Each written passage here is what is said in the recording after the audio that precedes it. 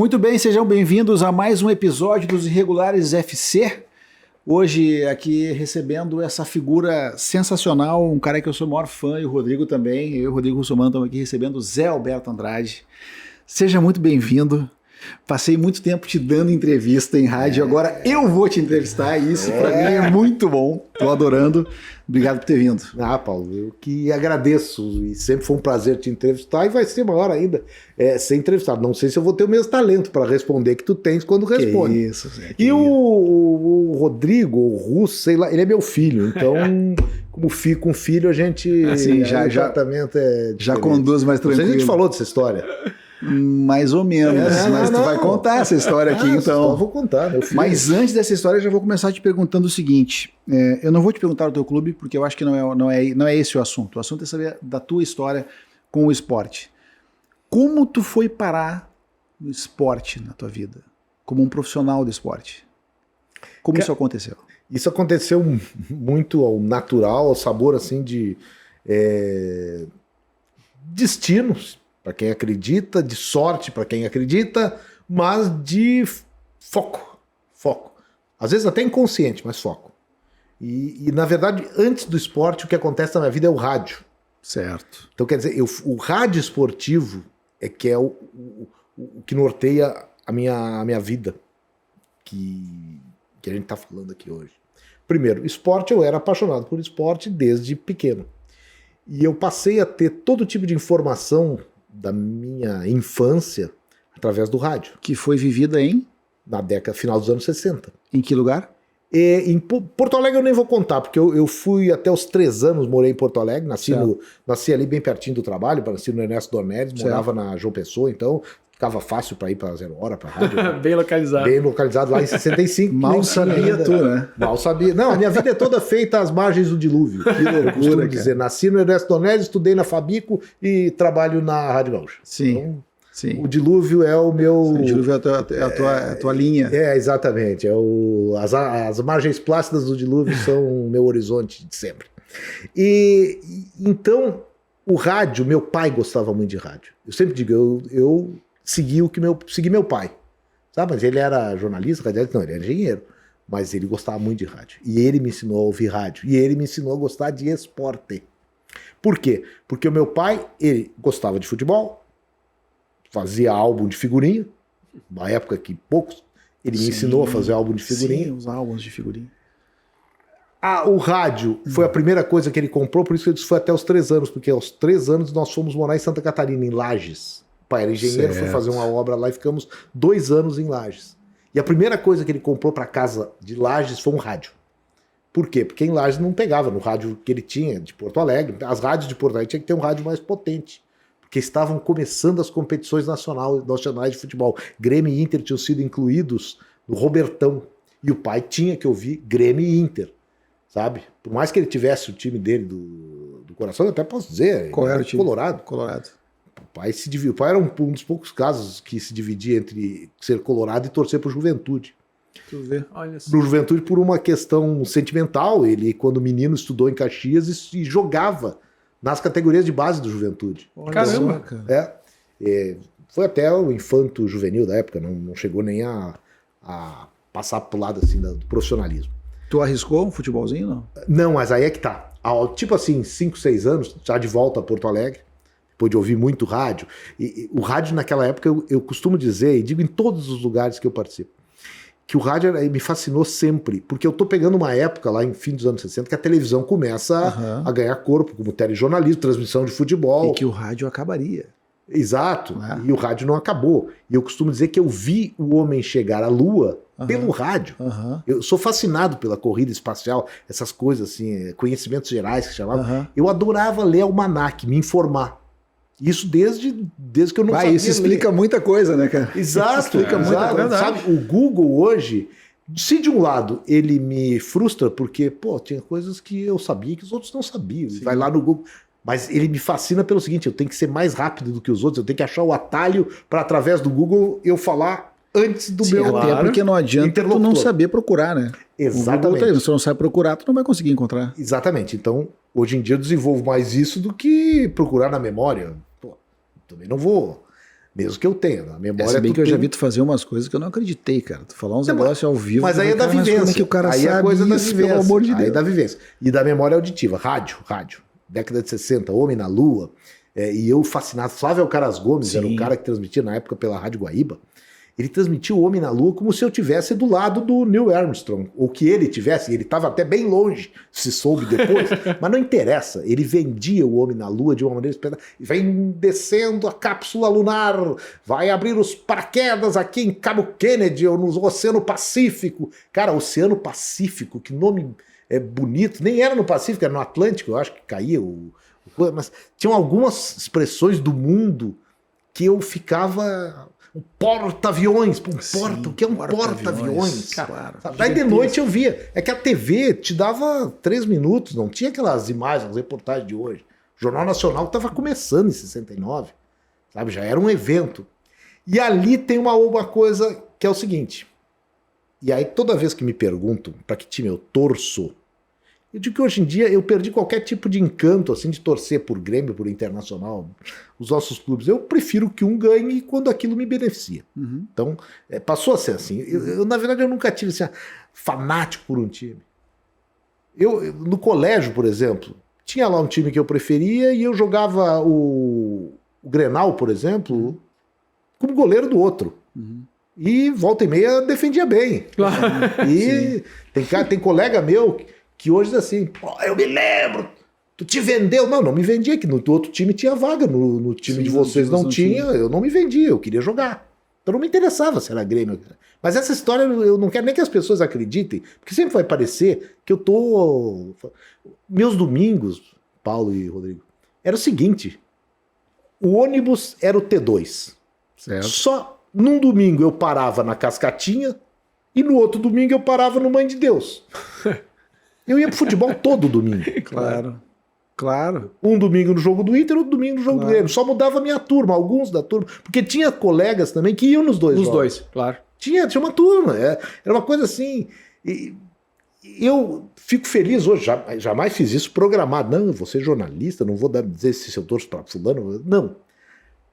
Porque na minha formação, televisão, lá no final dos anos 60, o que eu começo a ver? Não passava jogo do Inter e do Grêmio. O jogo que passava era a seleção brasileira. Isso mesmo. Eu vi a seleção pela TV, aquela coisa maravilhosa, se classificar para a Copa de 70, e aí em 70 eu venho para Porto Alegre, a minha família sai lá de Lages, eu vi a eliminatória. Tu é de que ano mesmo? Tu nasceu? Eu sou de 65. 65. 5 anos, cara. Eu tinha 5 anos de idade e eu vi o Brasil ser tricampeão do mundo. Com aquele time que não vai ter outro igual. Uhum. Para mim não vai ter nunca, mas hoje, vendo a história, revendo os jogos, eu cheguei à conclusão que, é verdade, aquele time não é ilusão de um cara que ficou tocado no coração. Uhum. E a partir daí, claro, tem um componente, o país naquela época vivia assim, nada é maior que a seleção, uma coisa assim. Uhum. Num guri de 5 anos, eu não ia estar discutindo se aquilo ali era obra da ditadura ou não era. Claro que não. Eu queria ver o jogo. Eu queria ver o jogo, eu queria ver o Pelé, cara, o Rivelino. Esses dias, juro por Deus, dia desses eu sonhei com o Rivelino. Sonhei com um jogo que tava o Rivelino jogando futebol de hoje. E que, uma pena que eu não tenha entrevistado o Rivelino, mas sabe? Tá, mas peraí. Você não entrevistou o Rivelino? Você nunca entrevistou? Não, já entrevistei, já? mas... sim, eu claro. Entrevistei ele no campo, no meu sonho. Tá, mas peraí. Aí o teu pai comprou o rádio. Aí tu ouvia a rádio. Sim. Como é que o que aconteceu contigo para tu fazer comunicação e trabalhar em rádio? Eu narrava. Tu ficava brincando de narrar. Sim, sem jogar botão. Porque a gente ia daqui para Lages, eu ouvia todas as narrações, todos os jogos eu ouvia. Quem tu ouvia nessa época, tu lembra? Pedro Carneiro Pereira, Lauro Quadros, comentarista. Mendes Ribeiro, não, Zé? O Mendes, ele já estava na TV. Sim, já tinha migrado. E a Rádio Gaúcha tinha, na época, menos alcance. A Guaíba tinha uma equipe muito forte, sim. Final dos anos 60. Tanto que a Gaúcha, em 70, depois da Copa, ela fecha o departamento de esportes. E aí eu narrava. Nós ia sair, tipo, olha só que maluquice. Mas tu ficava viajando, narrando? Literalmente, porque eu não estava dentro do carro. Sim, pois é. Não, nós ia para Lages. E no pai... Tu ficava imaginando um jogo. E narrando, no meio dos bancos, pai e a mãe sentado na frente, eu no banco de trás, de pé. E bola com o fulano, e era sei lá qual era o jogo, se era Grenal. Mas o importante não era o jogo, o importante era que eu dizia, vem de lá, Belmonte! E aí eu imitava o Belmonte. Claro. Lazier, o que aconteceu? E eu imitava o Lazier. Ok, mesmo, Pedro! E aí eu já narrava como Pedro Carneiro Pereira. Lauro Quadros. O Lauro estava recém começando como comentarista. Mas eu gostava, aquela linguagem do Lauro, ele era muito mais acessível do que a do professor. Né? Claro, imagina, claro. Eu imitava esses caras com 5 anos de idade, em pé no carro do meu pai, sem que houvesse um jogo para ver, eu imaginava o jogo. Não era nem como a gente fazia depois no botão, jogo de botão, que aí tu faz o lance. Eu narrava o jogo de botão. Não, depois eu fazia isso também, era muito mais fácil. E naquela época, eu dizia, depois daquilo, logo em seguida, eu dizia pro meu pai, eu quero ser jornalista ou radialista, eu não sei qual era o termo que eu usava, porque eu quero entrar no estádio de futebol de graça.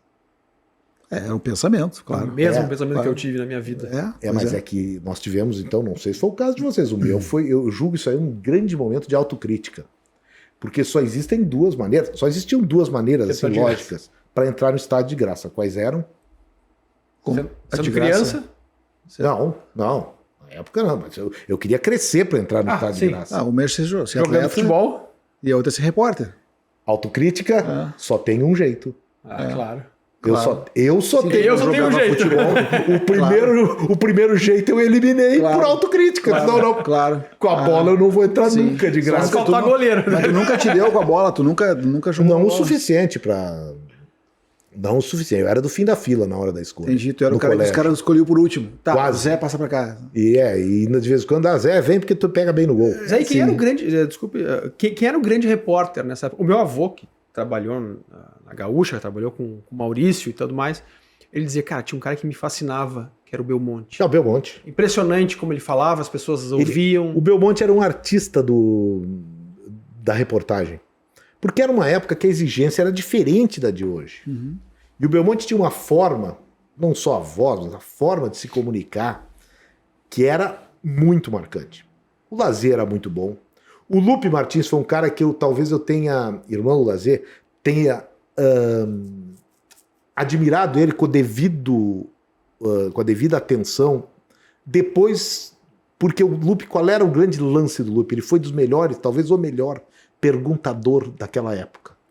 Ele era irônico, ele era perspicaz na pergunta, mas isso tu não percebe quando tu é guri. Sim. Tu percebe o cara da forma. Claro. E o Belmonte tinha isso. E o Belmonte, à medida que tu vai também tendo um senso crítico maior, tu vai vendo que ele era bom em tudo.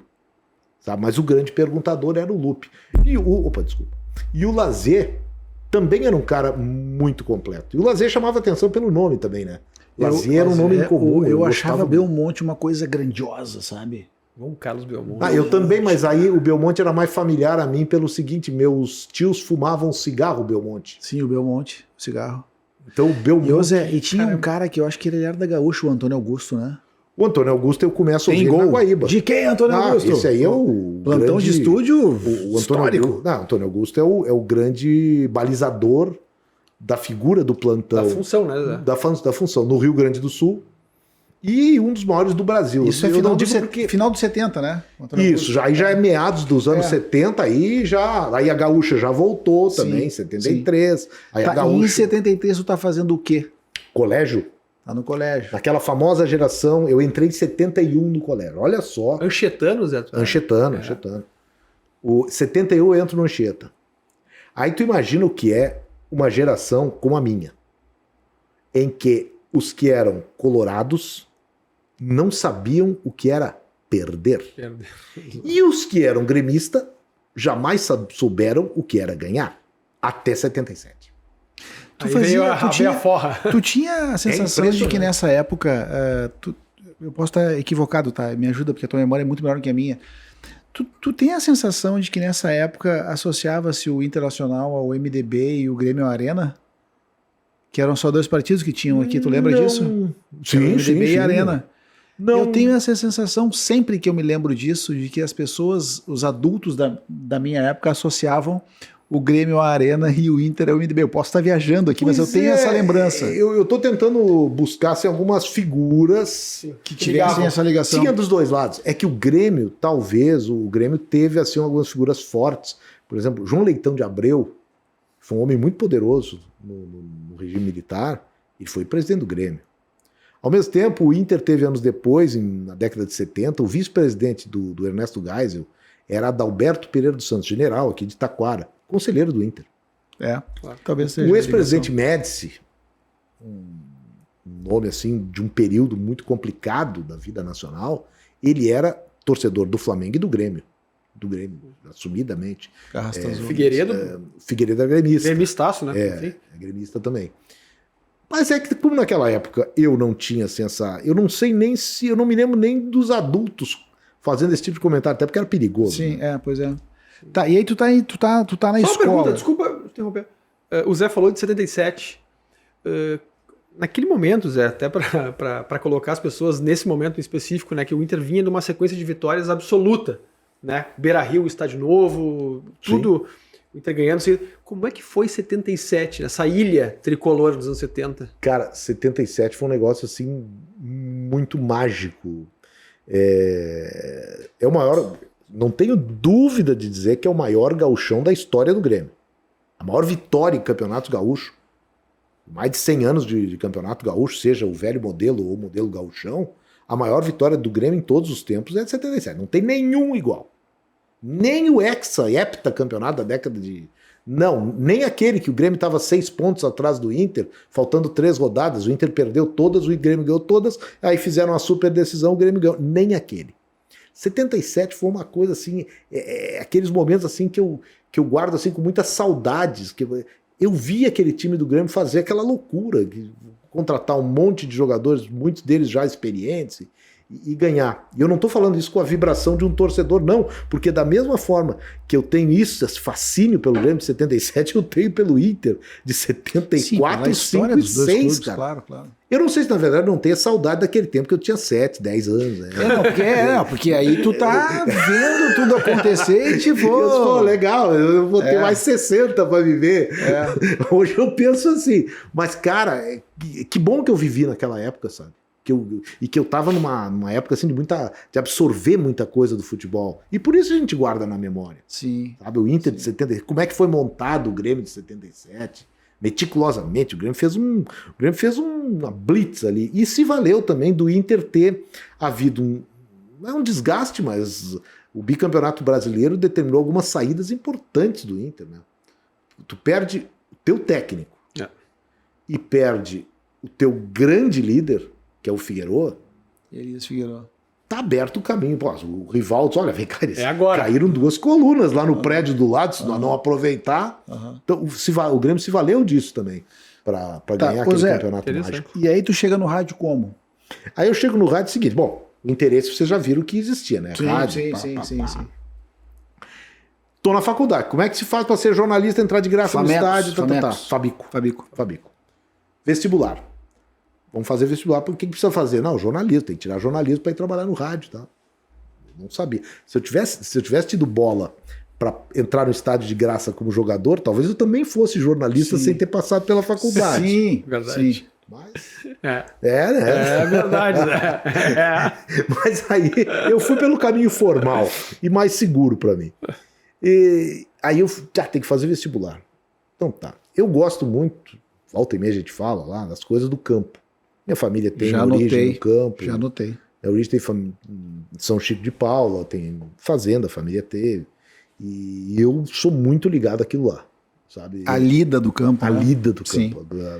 Que não tem a ver com tradicionalismo. Não, é outra coisa. Não. Sim, é a lida enquanto lida mesmo. Isso, mesmo que eu tenha sou de uma família de tradicionalismo, de que cultuaram as origens do tradicionalismo, as primeiras entidades. Eu tenho minha mãe declamava nesses concursos, participava de rodeios. O meu padrinho, que eu era meio como filho dele, porque eu ia para lá em dezembro e voltava em março. Então, por exemplo, tem muita coisa do futebol que eu não vi, eu ouvi. Sim. Porque na fazenda não tinha televisão. Sim, mas tinha não tinha nem luz, mas tinha rádio. Então, por exemplo, as conquistas do Inter... era onda média, né? Onda média.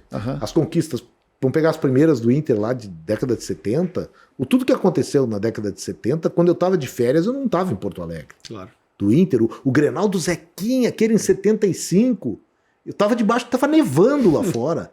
E eu tava atrás do fogão com o rádio ligado e o Grêmio não ganhava 17 Grenais e os colorados tiveram uma síncope. E os gremistas chegaram ao êxtase. Num Grenal que foi 3-1 pro Grêmio, o Grêmio ficou fora, foi eliminado naquele Grenal, de um turno do Campeonato Gaúcho. O Inter seguiu na competição, mas aquilo ali foi um... E daí depois o Inter é campeão gaúcho, e eu tô lá fora, ouvindo.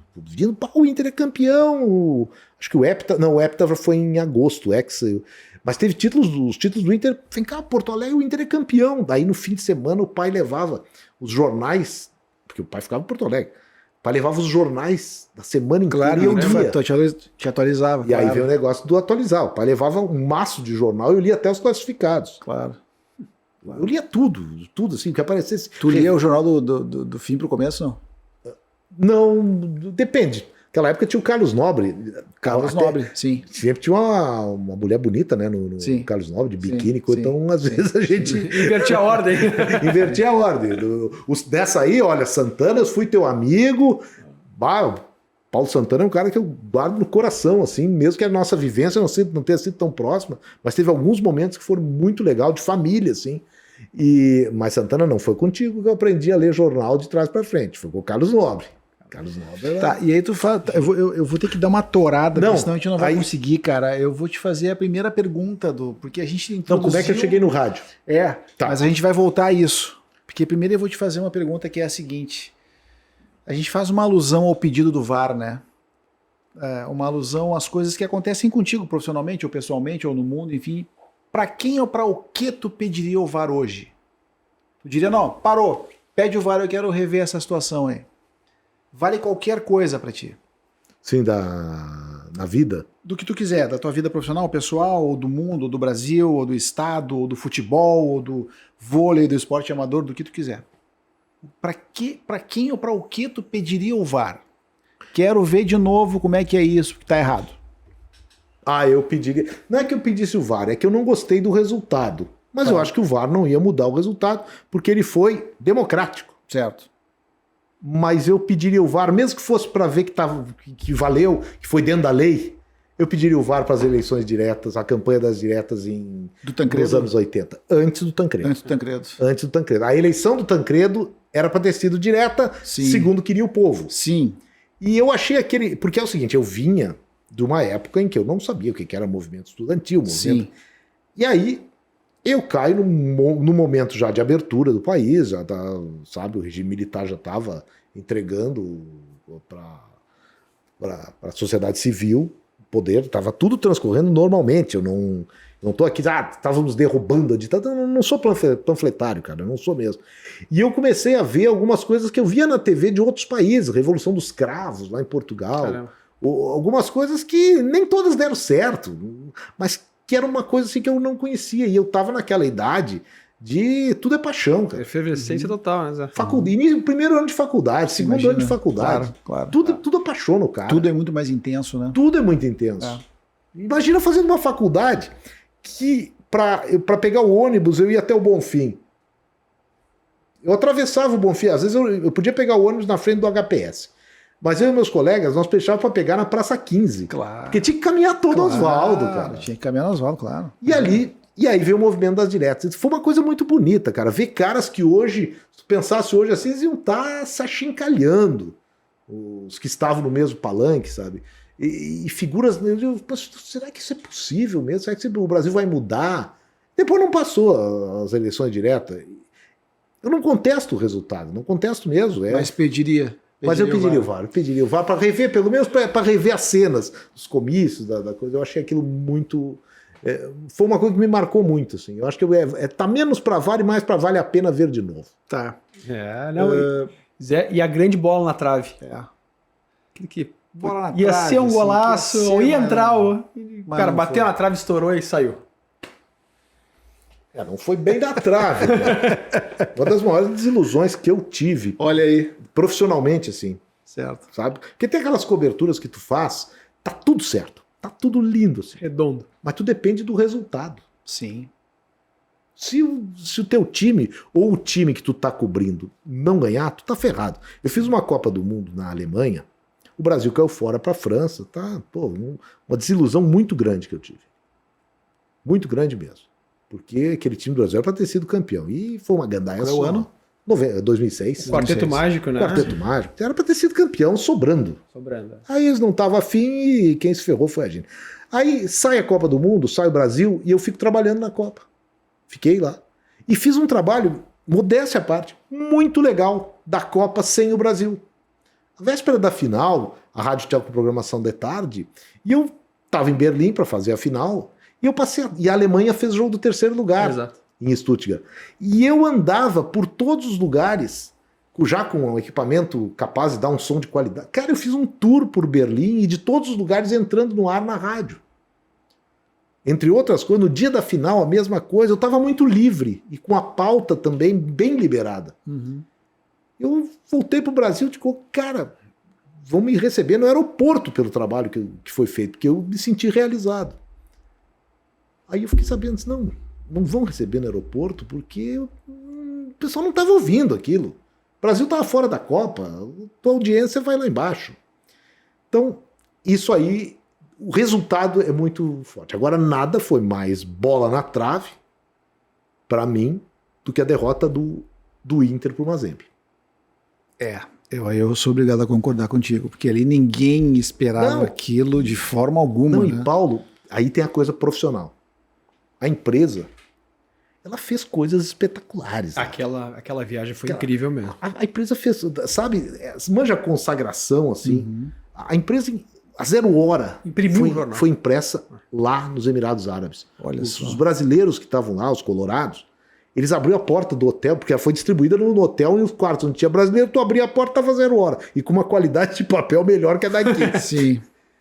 A Rádio Gaúcha botou uma rádio no estádio.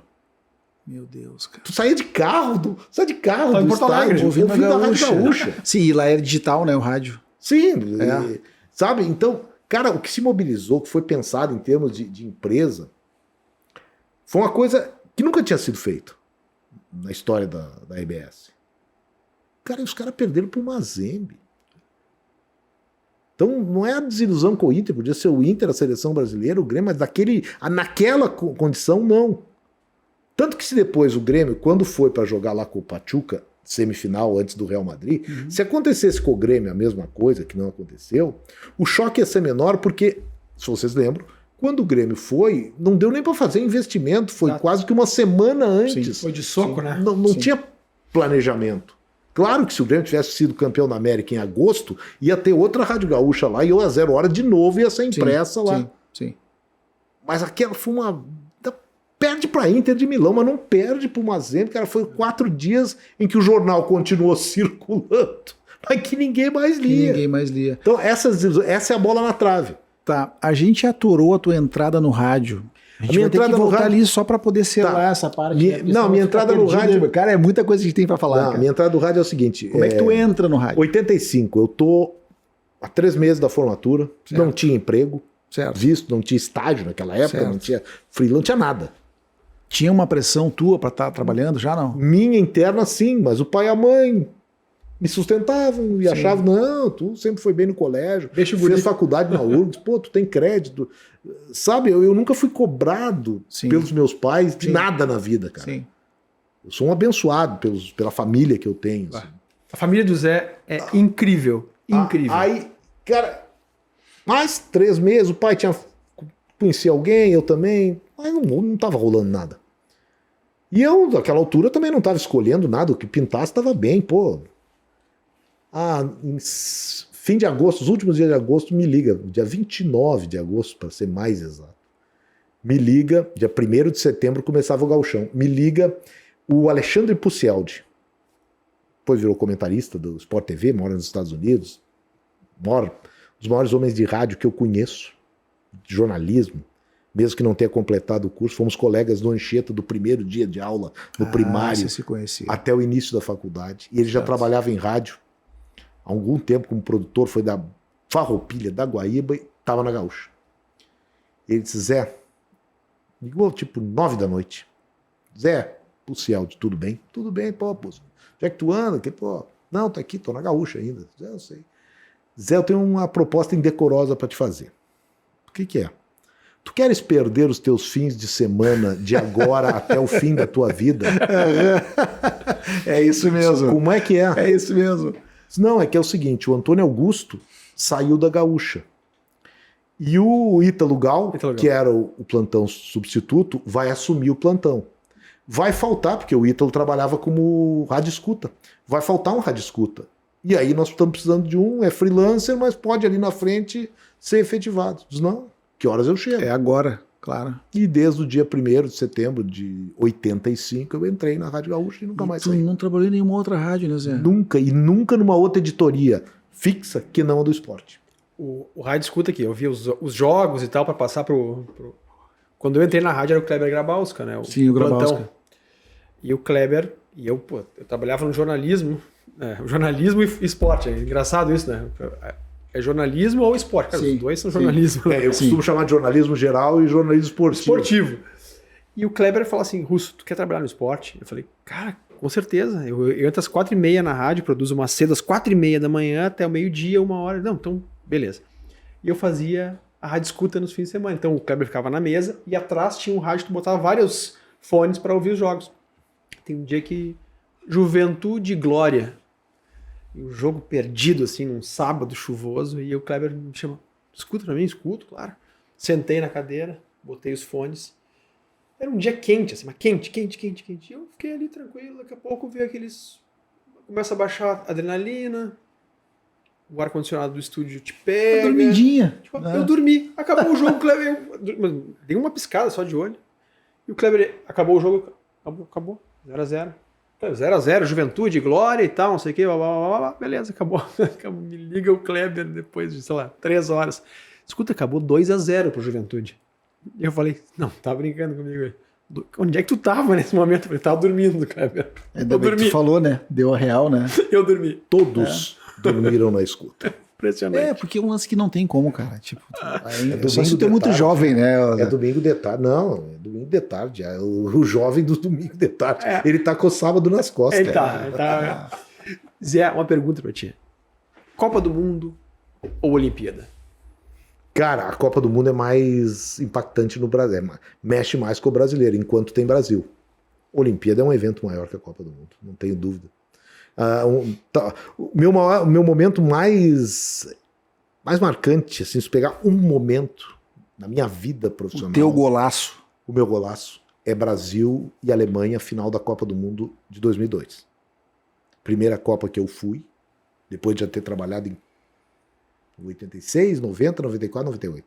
4 Copas na retaguarda. Minha primeira Copa do Mundo na Rádio Gaúcha, na retaguarda, foi em 2002, eu lembro dizer. E eu não estava na final. Eu fui para passar 45 dias na Coreia do Sul para ficar no escritório da rádio, fazendo produção, edição, sem ir a estádio. E eu estava feliz da vida.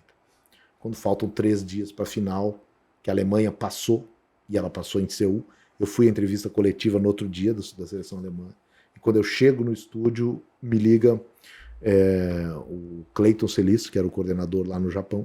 Ele estava no Japão. E disse, Zé, tu prepara tuas coisas que tu tá vindo amanhã de manhã para Tóquio, para Yokohama.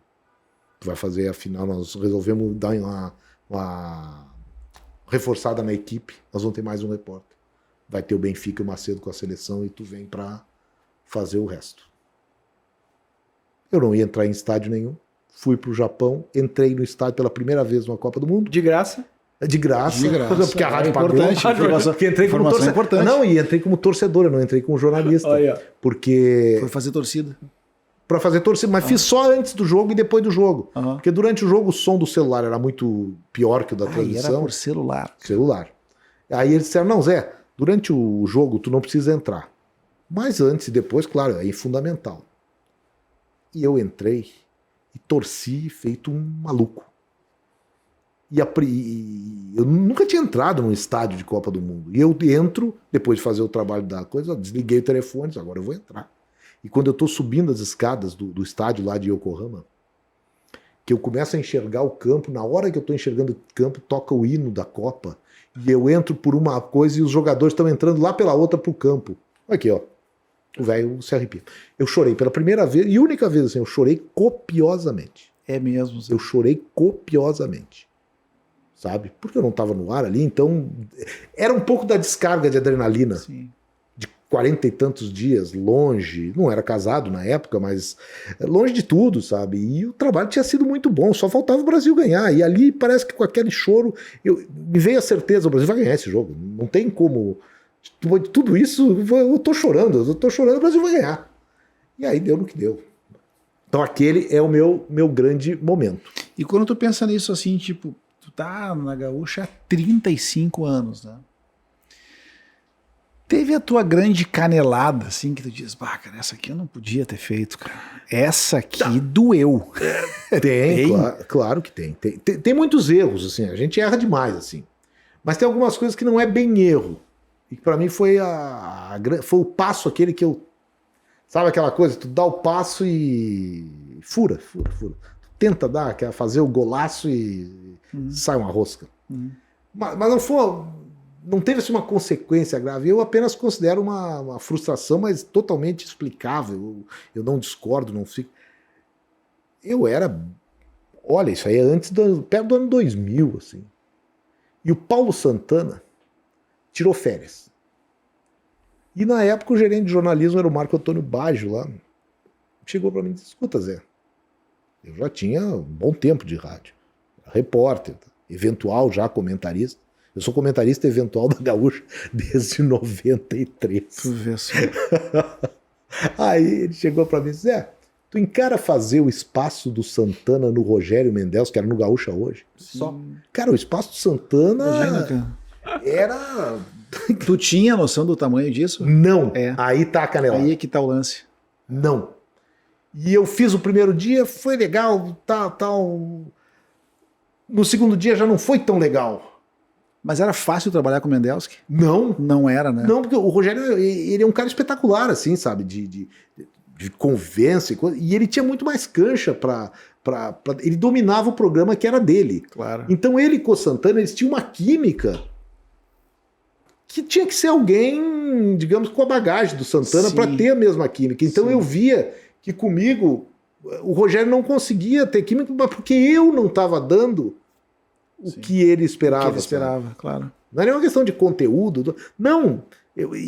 Isso é terrível, porque tu vai percebendo que tu tá não errando. Tá funcionando. É que na verdade não é errando, né? Não tá funcionando. Não tá não funcionando. É nem errar. E tu tá substituindo o Paulo Santana. Exatamente. Sabe? E eu sou muito crítico comigo mesmo. Sou muito crítico com tudo, mas comigo mesmo mais ainda. E eu vi que não dava e eu não tive a coragem de chegar. Graças a Deus, o próprio Baggio chegou no final da primeira semana e disse, ó, Zé... Pô, ele foi até delicado. Zé, a Ana Amélia tá voltando de férias e o Alexandre Garcia, nós vamos trocar os horários, e aí a Ana vai ficar no lugar no horário do Santana, ela achou melhor. A gente agradece. Pô, eu que agradeço a oportunidade, mas eu senti aquilo não como uma reprimenda, foi uma substituição. Claro. Total razão. Botaram um juvenil no time, e o juvenil nem era tão juvenil, mas não funcionou. Então eu considero aquilo uma canelada. E tu acha que isso te afetou em algum momento na tua vida? Não. Tirou na boa, assim, tipo, tá, beleza, tá, vamos nessa, vamos de novo. Fiquei frustrado, né? Pô, tu fica com aquela frustração normal. Claro. Mas eu não esperava que aquilo fosse a minha grande chance, sabe? Foi uma coisa que surgiu muito. É que muitas coisas na minha vida surgiram, tipo o telefonema, tu vai perder todos os teus filhos. Onde é que eu ia esperar que eu ia entrar na Rádio Gaúcha, que era a maior equipe já naquela época do rádio do Rio Grande do Sul, por um telefonema de noite, porque o Antônio Augusto foi para Guaíba. Sim. Sabe? Eu não sou o substituto do Antônio Augusto, mas só porque ele foi para Guaíba é que eu entrei. Não, mas é que tu já entrou num lugar que, pelo amor de Deus, já entrou pela porta da frente, né, cara? Então eu acho que eu fiquei mal acostumado, Paulo. Fiquei mal acostumado a ter essas coisas. Por isso que eu falei em destino, falei em sorte, falei... Sim. E claro, em muito trabalho. A partir daí eu sempre me dediquei. Mas aquele negócio ali que me foi dado, eu não correspondi ao que eu queria. Zé, e qual foi o gol? Qual foi o gol, não. Qual foi o grande gol que tu gostaria de ter feito? E eu posso... Tô falando tanto em vida, mas eu queria falar sobre futebol. Campo mesmo. Futebol. Que tu viu, que tu reportou, que tu tava no estádio, que tu ouviu pelo rádio. Qual foi o grande gol? Tem um gol que pra mim é o mais bonito da história do futebol. Esse eu queria estar atrás do gol. E eu disse pro cara, inclusive, esse gol eu queria ter ouvido narrado por ti. Falei pro Milton Leite isso. que é o gol do Carlos Alberto na final da Copa de 70. O Carlos Alberto. Pra mim aquele gol é bucha, perfeito. né, cara? É uma bucha. E qual é o bordão do Milton Leite? Era batida! Pô, vem cá, não existe batida maior na história do futebol do que aquele gol do Carlos Alberto. Verdade. Aquele gol, ele é apoteose, assim, porque eu falei que o futebol da Copa de 70, ele é muito mágico dentro de mim, sabe? E aquele gol é o tipo da coisa assim, que ele fecha a Copa. Aqui, ó, termina essa porcaria, acabou a Copa. Ele mete o pé, explode a rede, sabe? O Brasil já estava explodindo, estava 3-1, o jogo estava terminando, sabe? Na minha casa já tinha festa e coisa, e ele ainda faz aquele gol. Cada vez que eu vejo aquele gol do Carlos Alberto, diz, ó, só faltou o Milton Leite dizer, na batida! Ô Zé, eu vou te fazer uma pergunta, e se tu não quiser responder, tu fica super à vontade, porque é do jogo, tá? Por que cargas d'água tu não tá no sala de redação? Tu já recebeu um convite para participar do sala de redação? Tu recusou? Tu não recebeu? Não, eu sou interino do Sala há 93, do ano que eu comecei a fazer comentários. Mas interino, mas assim, eu tô falando no sala de redação as ganhas, de segunda a sexta lá. Tem uma colocação que vai corroborar com isso, que é o técnico de Inter e Grêmio é o Celso Rotti. Os outros todos são interinos. Ele tá sempre... É um bom ponto de vista esse aí. É um bom ponto de vista. Cara, não sei. Tu já esperou isso alguma vez Já. como profissional? Tipo assim, sala de redação, quem são os titulares do sala de redação? Quem é o time titular? Zé Alberto tá lá. Não, isso eu não... Eu jamais... Tu já almejou isso? Já. Não, acho que não desisti ainda. O Sala tem vida longa ainda. Sim, não. E eu espero certo também que sim, tem, certo que sim. sabe? Então, não, é que o Sala é o seguinte, o Sala é a série, tu não pode deixar de almejar participar do Sala. A hora que tu abre mão, mesmo, teve momentos assim que daqui a pouco o Sala saiu de um perfil que é aquele que eu me julgo mais próximo. Sabe, pega assim os últimos 10 anos, o Sala mudou bastante. Bastante. Teve momentos em que eu achei que, pô, o Sala não é ali que eu vou atrapalhar o programa, dentro dessa concepção. Eu fico analisando, o Sala tá na minha vida há 50 anos. Tu discute sobre rádio na rádio? Muito. Muito. Tu fala o que tu pensa de rádio na rádio? Bastante. Tem isso é uma grupos coisa ali que a gente fala bastante, assim. E na rádio isso aí agora começou também com a própria redação integrada, a gente vive muito com pessoas que não são necessariamente de rádio. E alguns, assim, para alguns eu pergunto, para outros eu aviso, dou um alerta. Digo, olha, eu acho que isso aqui... Outros me corrigem. Então eu gosto de falar de rádio. É que o Zé tem cultura do rádio. Eu lembro, não sei qual foi a transmissão, não lembro, não vou me lembrar mesmo. O Zé tava num fuso horário totalmente contrário e o Kleber falou, cara, tu vai fazer o giro do placar à noite. Cara, eu fiz o giro do placar e tal, beleza, lá. Fui pra casa, cheguei em casa, quando eu volto no outro dia pra rádio, tem um e-mail do Zé pra mim. Eu tava num fuso completamente contrário, ele tava ouvindo a rádio. Ele mandou, cara, muito legal, assim, esse assado, tu impostou bem a voz, tu colocou bem a voz, dicção e tal. Tenta não fazer frases tão longas, mais curtas. Eu tinha esse meio até pouco tempo, no meio do ball. E o Zé botou isso aí, eu falei, cara, o Zé tá ouvindo a rádio. Então, vejo assim, a importância do Zé, e eu vou dizer, eu nunca disse pro Zé isso, o Zé é minha grande referência do rádio. Ó, cara viu? o cara que eu entrei... já tem 2 aqui, viu só? O cara que eu entrei na rádio e quando tu escuta a rádio... Eu trabalhava na rádio escuta, que na época na rádio era uma salinha que ficava no fundo da redação. E eu ficava de costas pra rádio.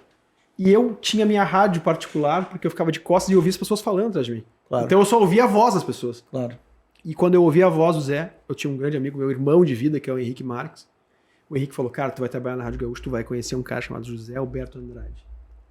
E a rádio te dá isso, né? Tu tá em casa e parece que tu é íntimo do cara. E quando tu chega, tu conhece o cara e fala assim, cara, exatamente isso. E esse toque que o Zé me deu, mas aí é que ninguém tinha me dado. Mas só que é o seguinte, eu também vivi Escuta isso. a rádio. Eu sei bem. E até claro que eu me sinto muito honrado em ser algo que eram aqueles caras que eu acabei trabalhando com eles, que eu imitava quando eu estava no carro do pai, narrando o jogo, que era Belmonte, do qual eu sou muito amigo, além de fã. Belmonte, depois a turma que era da Gaúcha, porque eu falei de uma época que a Gaúcha não tinha a equipe que depois veio a ter e virar o placar, digamos assim, no coisa. Que aí tinha Haroldo de Souza, que eu acho um cara espetacular e com o qual eu comecei a trabalhar na Gaúcha. O Haroldo é fantástico, sabe? O Haroldo não só pela longevidade, mas ele foi um cara que meio que revolucionou a narração no Rio Grande do Sul. E através da Gaúcha, ele participa muito do crescimento da Gaúcha. Darcy Filho na reportagem, que era outro monstro que tinha, assim, já num modelo um pouco mais diferente, mais próximo do que a gente tem hoje. O Darcy é um cara até hoje muito ligado, muito bem informado e que é bem adequado às novas plataformas. Atual, né? Atual. Então, sabe, Darcy, os outros repórteres da Gaúcha, Vianney, cara, Vianney era um monstro, Vianney, o Newton Azambuja, que era completamente maluco, assim, o Azambuja era um cara assim do imprevisível, e ele chegava, ele era guerreiro. Então, a Gaúcha tinha uma grande equipe, eu acompanhei isso, eu ouvia muito a Gaúcha também. Ali nos anos 70 era pau a pau, mais até a Gaúcha do que a Guaíba, porque estava tendo uma mudança de tendência, que depois se consolida, com a equipe, boa parte da equipe da Guaíba se transferindo para a Gaúcha, sabe? Então eu ouvia muito rádio, eu ouvia a equipe da Farroupilha, eu ouvi Pedro Ernesto narrando na Farroupilha.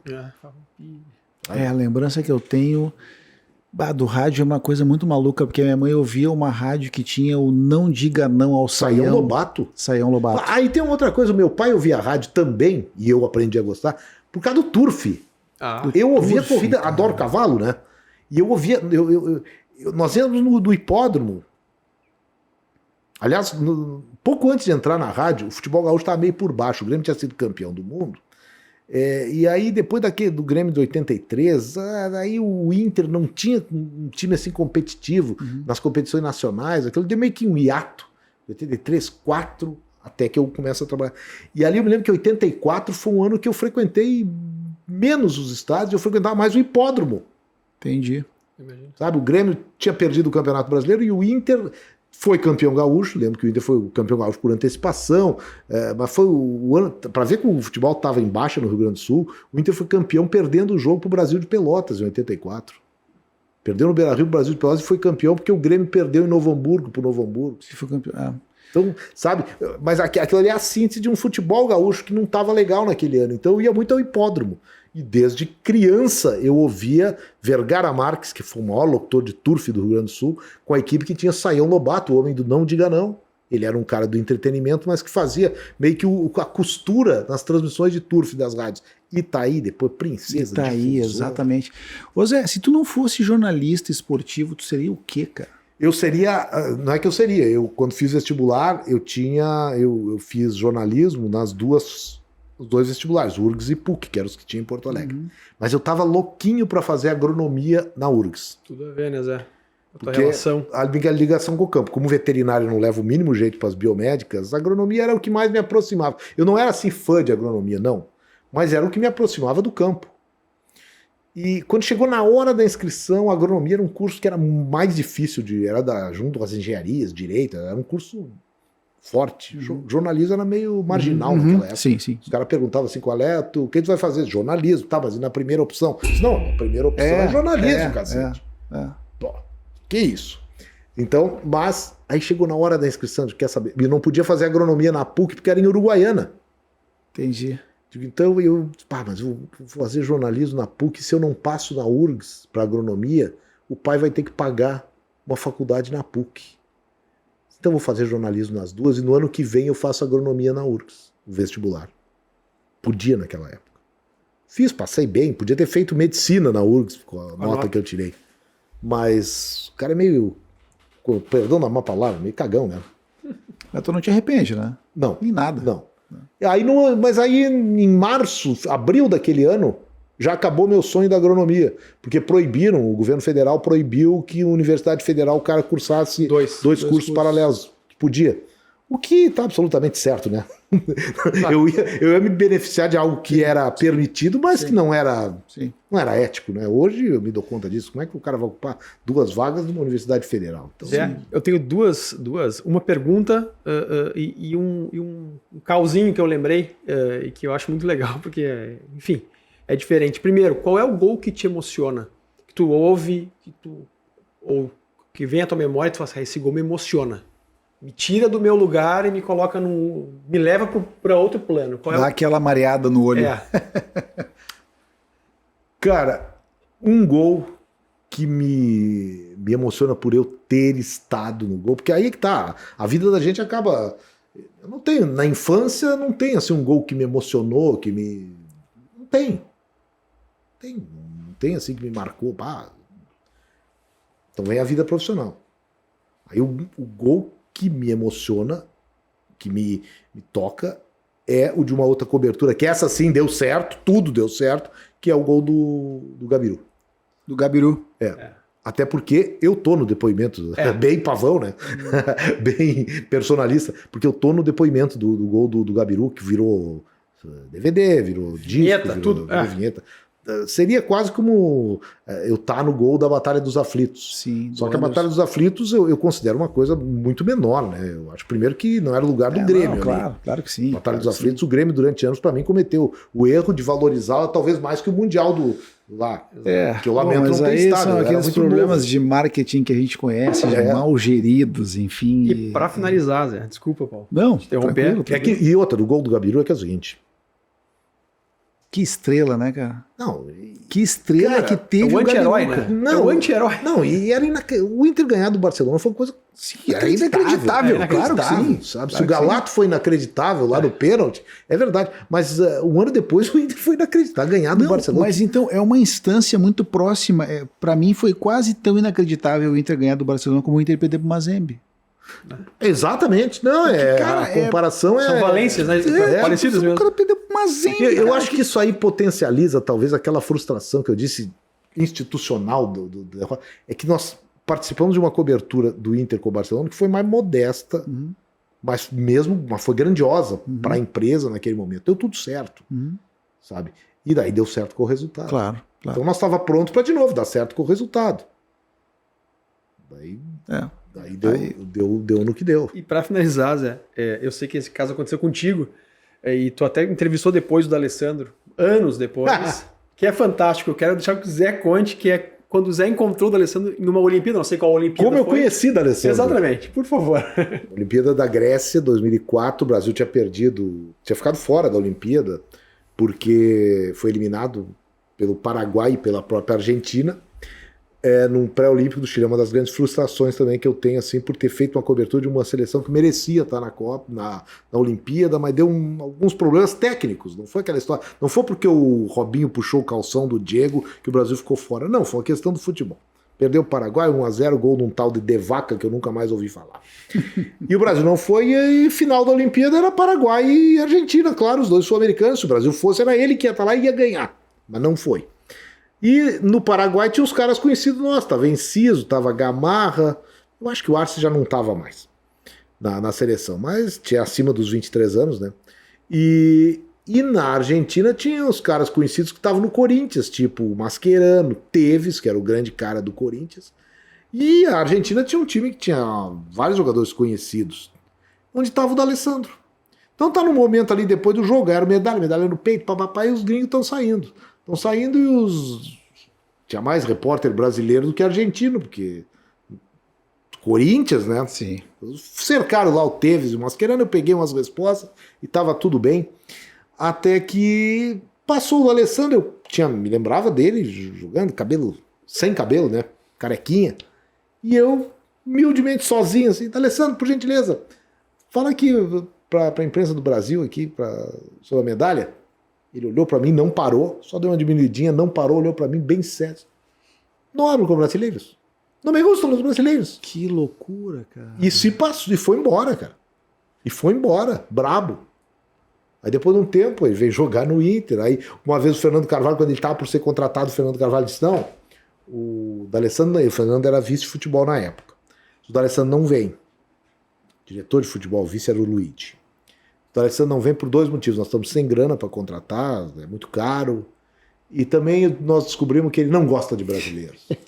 Bingo. Digo, Fernando, eu tô sabendo. Vou te contar Desde uma história, 2004 então. eu tô sabendo esse problema. Mas 3 semanas depois ele foi contratado e foi tudo aquilo que a gente conhece do D'Alessandro. Mas eu perguntei isso para ele uma vez e ele para mim, por que eu disse isso? Não, quem tem que responder é tu. Óbvio. Eu só te perguntei. E aí ele parou assim, pensou, o que poderia ter acontecido? Que ano é aquilo? 2004, ele disse, Eu acho que tinha uma coisa assim que me afetou bastante, que era a derrota da Argentina na Copa América, aquela do Peru. Sim. Que o Brasil ganha depois de empatar o gol do Adriano no final, os argentinos já estavam dando balãozinho, e o time do Parreira era um time misto, né? O Brasil não estava com a força máxima, e nos pênaltis o Brasil ganha, e aí os argentinos sentiram muito aquela maluco derrota. que os caras levam isso pra vida, né, cara? É um negócio maluco. Zé, muito obrigado pelo teu tempo. Foi um prazer conversar contigo. Eu e o Rodrigo, a gente estava esperando por esse momento, e que bom que a gente conseguiu fazer. Vida longa pra ti na Gaúcha, que a gente possa te ouvir durante muitos e muitos e muitos anos, e obrigado pela tua contribuição para todo mundo que te ouve.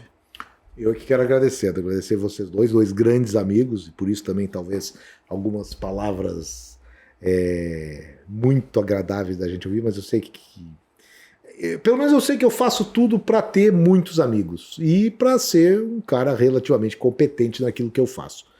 A minha vida é o rádio, eu gosto de levar mensagens positivas para as pessoas e gosto de falar daquilo, gosto de contar como é que eu comecei, gosto de contar quem foram meus ídolos, quem são os meus ídolos, porque hoje tem um ídolo, podia ser meu filho, claro, sabe? Eu trabalho com gente que podia ser meu filho, ou alguns até meu neto, sim. E que eu adoro eles no rádio, na comunicação, sabe, nas novas plataformas, sabe, eu me alimento disso. Então é um prazer estar aqui com vocês. A gente falou que o Russo foi meu filho certa vez, eu vou explicar a situação. É que ele, jovem lá na rádio, era um jovem que usava barba. E eu, já mais velho, usava barba, não tão branca como agora. Uhum. Então a gente, talvez quem disser via aquele cara, tinha o quê, 20 anos? 22? 22, eu já tinha meus 40 e vários, ou 40 por aí. E tu não fosse meu casamento? Foi. Foi, né? Maravilhoso. Olha aí, eu casei tarde, cara. Eu casei com 39 anos. Olha aí. E aí o Russo era o filho do Zé Alberto. O que me dá muita honra, claro. A mim, muito mais. Até hoje. Sem dúvida. Cada vez mais. Então, é um prazer estar aqui com vocês e um prazer estar cada vez mais. Eu não parei, não estou a fim de parar. Não para.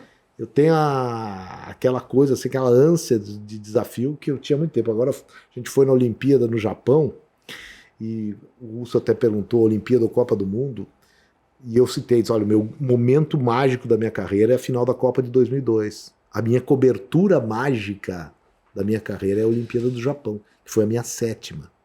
Então aquela história, vai para mais, não tem mais uma. Sim, nunca é igual. Não tem mais uma, até porque a do Japão ela teve assim uma combinação de coisas que foi demais trabalhar lá com a equipe, com a turma que a gente foi, com nós 5 que estivemos lá, o Rodrigo, o André, a Alice, o Thiago. Foi um negócio assim que eu nunca tinha vivido em Olimpíada, a troca com os atletas, o fato da gente ter tido uma repercussão aqui numa madrugada. Eu já tinha trabalhado de madrugada em outros eventos e nunca tinha tido o feedback que a gente teve, talvez até pela facilidade da comunicação hoje, eu não deixo isso fora. O resultado do Brasil foi o melhor de todos os tempos. Então, cara, é aquela coisa, olha, nunca diz que tu já participou da cobertura perfeita, sempre procura mais, que o mais chega para ti. Valeu, Zé. A gente veio até aqui com a força da Seven Sims Camisetas. Sigam lá, @Seven Sims Camisetas. Voltaremos. Valeu. Valeu. Valeu.